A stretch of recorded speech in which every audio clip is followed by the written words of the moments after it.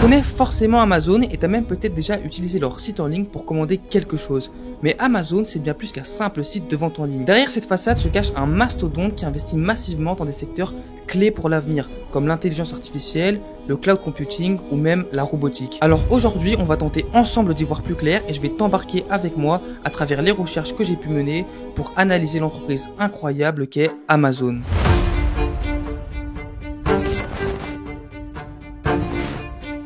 Avant de commencer, je vais me présenter rapidement. Donc moi, je m'appelle Nathan et sur cette chaîne, je te partage en toute transparence mon parcours avec l'investissement et l'entrepreneuriat. Et du coup, aujourd'hui, je vais te présenter une analyse complète et détaillée de l'entreprise Amazon.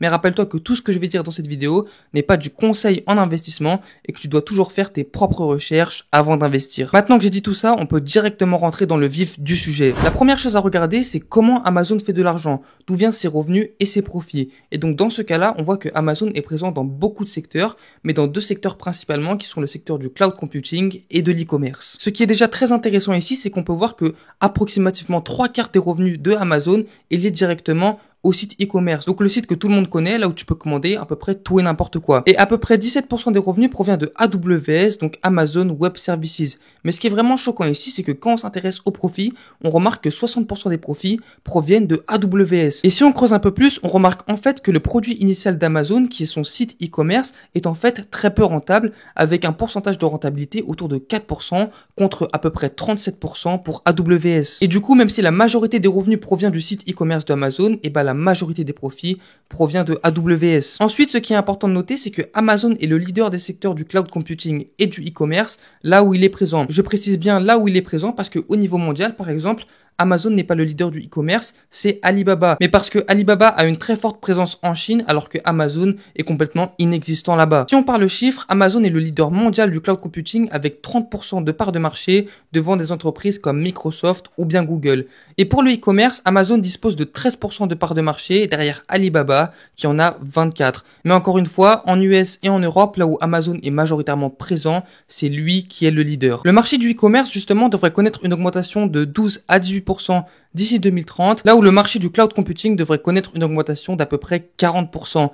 Et du coup, au fur et à mesure des années, AWS devrait prendre de plus en plus de place dans l'entreprise, ce qui est une très bonne chose vu la rentabilité de la filiale. Et Amazon est justement très conscient de l'importance de AWS dans l'entreprise et investit massivement pour rester compétitif face à des acteurs comme Microsoft ou Google. Ce que peu de personnes savent, c'est que Amazon produit ses propres puces pour l'intelligence artificielle et qu'il affirme qu'elles sont 40% meilleures en termes de rapport efficacité-coût par rapport au GPU de Nvidia. Et donc ça, en gros, ça veut dire que AWS peut proposer ses services à des prix plus faibles que la concurrence. C'est notamment le CEO de Amazon qui précisait que les frais d'inférence seront les frais les plus importants et les plus coûteux pour l'IA dans le futur. Les frais d'inférence, c'est les coûts liés à l'utilisation d'un modèle IA déjà entraîné quand on lui demande de faire des tâches réelles. Donc par exemple, quand toi tu vas demander quelque chose à ChatGPT, ça va faire des frais d'inférence pour OpenAI. Et du coup, les puces d'Amazon, en ayant un meilleur rapport efficacité-coût, ça leur permet de réduire ces frais d'inférence-là. En plus de ça, Amazon propose plein d'autres services hyper intéressants comme Amazon Bedrock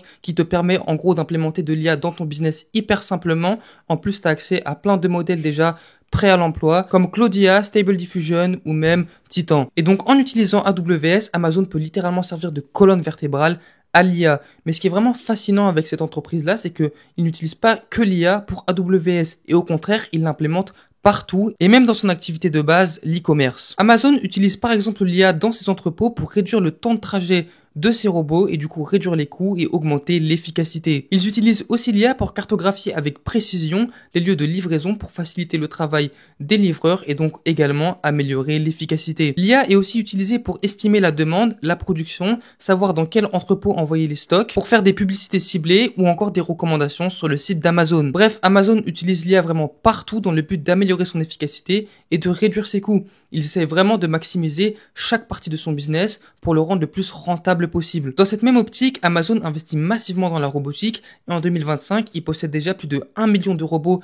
à travers tous leurs entrepôts et ils prévoient d'en avoir encore 1 million supplémentaires d'ici 2030. Ce qui est vraiment important à noter ici, c'est que dans les tout nouveaux entrepôts de Amazon, le nombre de robots a été multiplié par 10. Et dans ces entrepôts-là, on a pu remarquer une réduction des coûts de 25%, ce qui est tout simplement énorme. Ça représente plusieurs milliards d'économies sur le long terme. Mais c'est pas tout parce que Amazon n'investit pas seulement dans les robots à l'intérieur de ses hangars, mais également à l'extérieur, avec notamment des vannes autonomes et Prime Air qui est un service de livraison par drone. Et ils sont même en train de créer des robots humanoïdes qui remplaceraient complètement les livreurs et qui seraient capables de marcher avec votre colis directement jusqu'à votre porte. Tous ces investissements massifs dans l'IA et la robotique ont un seul but, rendre l'entreprise plus efficace, moins coûteuse et plus performante. Mais la cerise sur le gâteau, c'est que chaque partie de l'entreprise s'entraide entre elles et se renforce mutuellement. Plus de robots égale une réduction des coûts liés à la gestion des colis et une augmentation de l'efficacité et de la rapidité des livraisons. Plus d'efficacité et de rapidité égale une meilleure satisfaction client et un meilleur taux de conversion. Plus de conversion égale plus de membres Prime,